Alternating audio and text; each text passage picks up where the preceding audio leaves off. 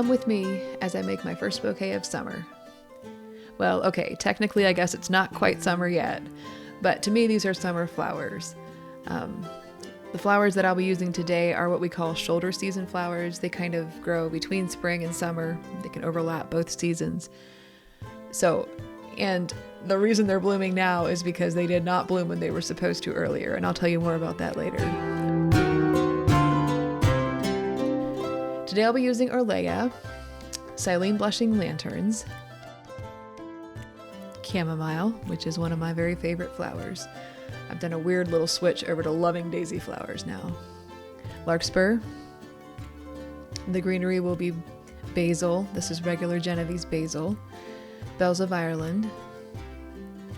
And my focal flower is a big white zinnia. And then I also have the Oklahoma series zinnia. The big one is the Benary's Giant White, although I think the seed packet said Dahlia Blue Point White, but it looks pretty much identical to the Benary's Giant White. That's what I ordered, but I think they'd run out of the Benary's. So today I'm going to be doing a white and green bouquet. Haha, shocker. I love white and green. To me, it's just such a restful, calming, fresh bouquet. It's easy to make a white and green bouquet look good, whereas sometimes I can struggle a little bit with knowing exactly which colors to put together. So when I do a white and green bouquet, I like to use a lot of texture. I like scented flowers and greenery. I like for the interest to be more in the texture than the color. So to accomplish that today, I guess we used basil, which is very fragrant. I can almost smell it right now as I'm talking. And also bells of Ireland, which smell good too. I get a little bit tired of them. They've got kind of a spicy, fruity scent, really.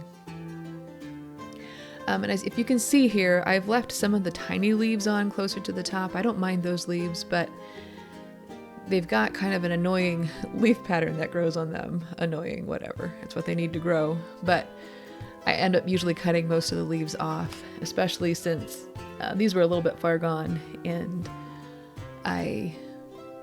the leaves were starting to turn yellow and weren't looking too good. So I just cut off or pulled off most of the leaves.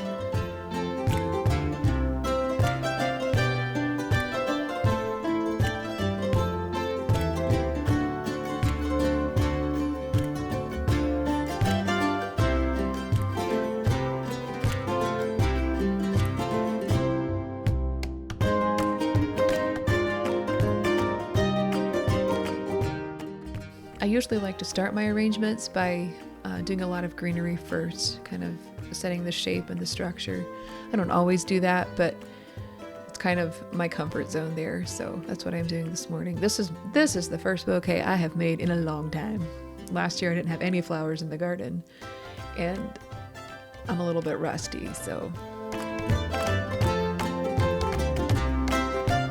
One of the things, so the structure we're using today in the vase is a chicken wire, just balled up chicken wire, and then I taped it on as you saw. Fun fact, this is one of the vases we had at our wedding. I've got a few of those left. But the thing I like about using chicken wire versus like floral foam, other than, the ethical things, it's not really cool to use floral foam anymore, although I still do sometimes. It just works better for some things. But I usually like to use either a frog or chicken wire. And the reason for that is you can kind of move flowers in and out without much trouble. I always adjust things and move things around. So, because as the arrangement takes shape, sometimes you need to move a few things. So now we're just adding in Orlea. And this looks a lot like Queen Anne's lace, which is blooming abundantly here right now. It's got a little bit more, a bigger flower in it, but almost the exact same shape as Queen Anne's lace. But, so, the story of why things did not bloom when they should have. This was my first year of being in charge of, planting and seeding and things in my own garden. Back when we had a garden together, Rosita would take care of most of the planting, starting the seeds, making sure everything was technically okay in the garden. I knew a lot of stuff. I knew when stuff needed nitrogen or whatever, but I just didn't realize that they need such consistent moisture when they're growing. And actually, really, I didn't realize that what I had direct seeded under the tunnel was dry. So we put the plastic on the tunnel, in January, I think, and planted the ranunculus. And I probably lost half my ranunculus crop too. But I did water it, but I didn't realize that the soil had dried out so much before we even planted anything. So I only had, so what I planted with the ranunculus was chamomile, nigella, and Erleia. And I thought that would be a pretty bouquet. They would bloom, they were supposed to bloom about the same time. Well, they did not. I did get a few nigella and Erleia, so I just made about one row of each up next to the ranunculus. And then actually the chamomile did sprout pretty good, but then I just planted the rest of my spring crops in there, which was larkspur and bells of Ireland. I think that's all that sprouted. So that was a bit of a learning curve. But what I also learned is that, so I always thought the spring flowers only bloom in spring, like it just gets too hot for them later. But in our garden, so like the larkspur would have self-seeded back in the Ohio garden, and nigella often would have, chamomile for sure. A lot of this stuff just kind of seeds itself and then blooms when it's ready in the spring, and it would be early. So another thing that I learned is that spring flowers can actually bloom later. I did not realize that, so that was a fun discovery. I'm just tucking in some larkspur here for a little bit of interest.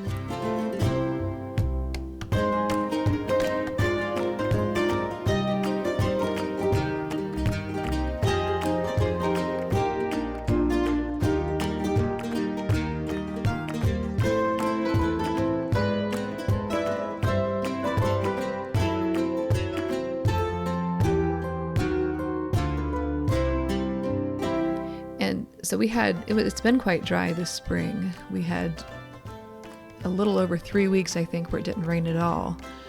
And I haven't lived in Arkansas very long, and I keep asking, is this normal? Like, is this what it does? I need to know. And everybody says yes and no, because you never know what to expect. Like, no year is the same from one year to the next. But then we did get quite a bit of rain. We've had probably at least 2 inches, maybe 3 inches in the last week and a half.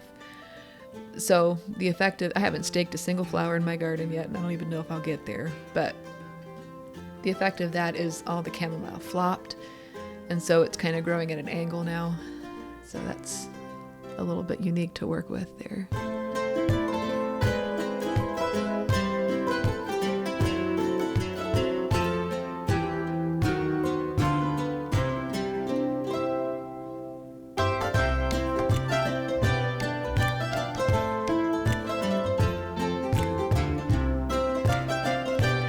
The Silene Blushing Lanterns, this is the flower I'm holding right now, is really easy to grow.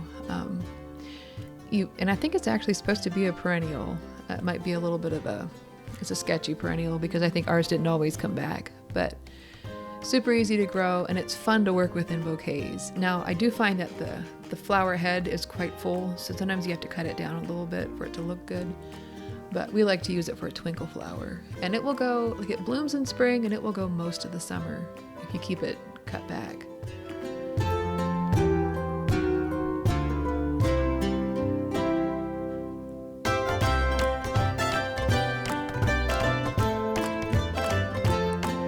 And my zinnias were just so starting to bloom. There's this moment in spring where everything just gets lush and full and starts to bloom, and then the bugs find them. So I was out doing some garden maintenance yesterday. I was tying up pumpkin vines, and I kept finding pests. Like all of a sudden, the potato bugs moved in, and they've almost decimated the potato plants. We've got Japanese beetles on the zinnias.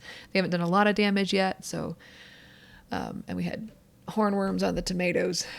It was a little bit of a catastrophe in the garden, but so I've been spending some time out there picking off the worms and spraying the bugs and beetles and things. We're having vacation Bible school this week and next, so we've been gone every evening, and I haven't had time to actually do the spraying and the maintenance stuff that I need, but I did manage to get it done. It was almost dark, but I did it last night.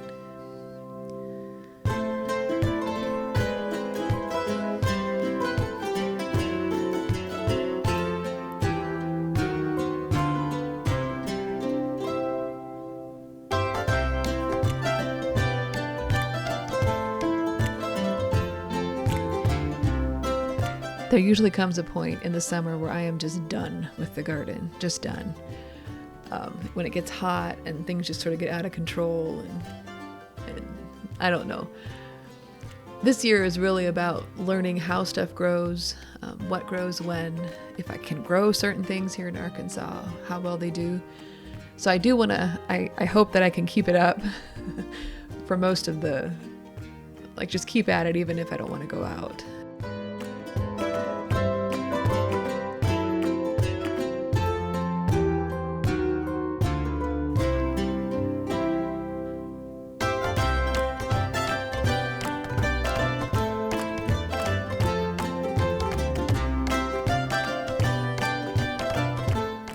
There you have it, a little white and green bouquet.